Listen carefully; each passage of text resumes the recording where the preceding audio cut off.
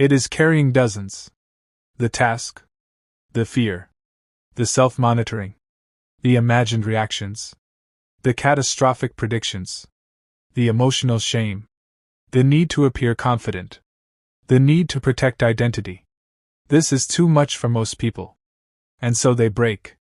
Not because the task was impossible, but because the ego made it heavier than it needed to be. This is one of the greatest Stoic lessons of all. We do not merely suffer from events. We suffer from the stories we attach to events. A public moment is just a public moment. A mistake is just a mistake. A pause is just a pause. A rejection is just a rejection. But the mind says, no. This is humiliation. This is proof I'm not enough. This is a disaster. This is a wound to my identity. This is social death. And once the mind interprets ordinary discomfort as identity destruction, the body responds like it is under attack. Heart racing, hands shaking, breath shortening, voice tightening, thoughts scattering, memory weakening, muscles tensing, vision narrowing. This is why people who are highly talented still fail in big moments. Their skill is present, but their self-consciousness is louder.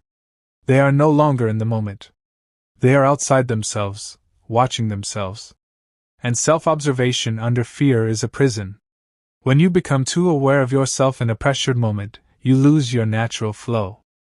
You start managing every word, every movement, every facial expression, every pause, every mistake, every reaction from others. That is exhausting. And that exhaustion creates performance collapse. This is why the Stoics taught detachment from external judgment. Not because they hated people. Not because they were antisocial. But because they knew that the moment your identity depends on public approval, you become easy to control.